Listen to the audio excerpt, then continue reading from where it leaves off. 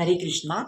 तो जी आप आज इस टॉपिक पर बात करांगे कि कुछ लोग ऐसे हैं जो न्यू कवा है अभी कुछ नहीं होंदा पितर दोस्त कुछ नहीं होंदे दोस्त वगैरह ग्रह गुरु खराब कुछ नहीं होंदे। तो ये ऐसे लोग हैं और वो ही लोग न्यू कवा है अभी के नाम लेकर माता पिता की सेवा करे करो और गौ माता की सेवा करे करो।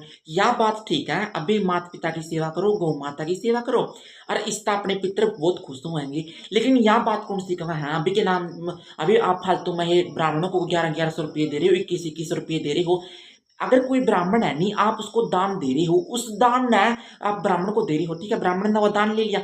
उस दान को पचाने के लिए भी ब्राह्मण को भी तप करना पड़ता है।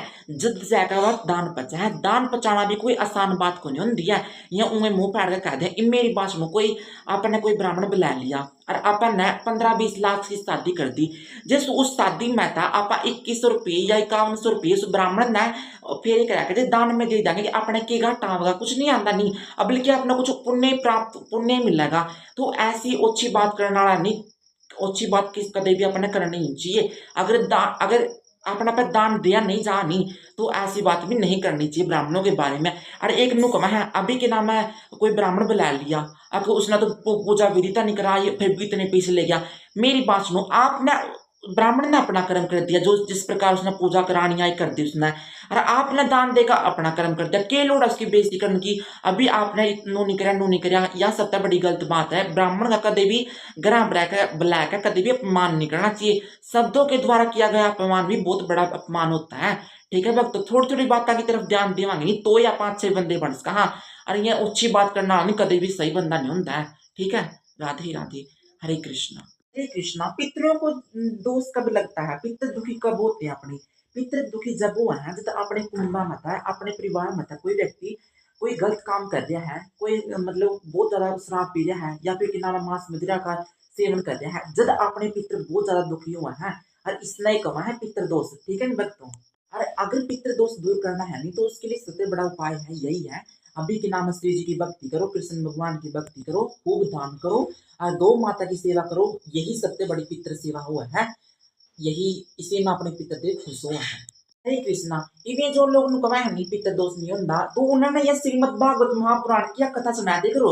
इन मेरी बात सुनो, वो ये छोटी ऐसी मतलब और तरह की बातों को तो वो ये कहते हैं अभी झूठ है साबित तो कर दे हैं इन बातों ने, तो पंडित ने तो झूठे कहने लगे मैं, तो इतने बड़े महापुराणों का ऐसे झूठ बता सकेंगे मैं, तो उन्होंने यह कथा सुना दी हो।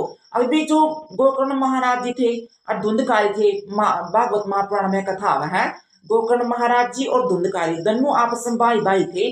तो धुंधकारी था नहीं जो, वो बहुत मतलब गलत कर्म करने लग गया था, मतलब वो वैश्याओं के साथ गलत कार्य करता था और जुआ खेले करता और बहुत अन्य क्रियाएं करते, शराब पिए करता, मांस खाए करता, इस प्रकार की सारी क्रियाएं करे करता। और फिर उसका वैश्याओं ने क्या किया, वो मार दिया वैश्याओं ने। ठीक है, जो बुरे कर्म करने वाले लोग थे उन्होंने मार दिया वहां। फिर उसके बाद मरने के बाद उसको प्रेत योनि प्राप्त होगी, प्रेत योनि प्राप्त होगी जिसकी मतलब मुक्ति नहीं हुई। फिर बाद उसका भाई था गोकर्ण महाराज जी, वो था भगवान का भगत, तो उसने मतलब उसके सपना में दर्शन देखा था वो जो प्रेत बन गया उसका भाई कि ये भाई गोकर्ण महाराज जी मेरा उद्धार करो।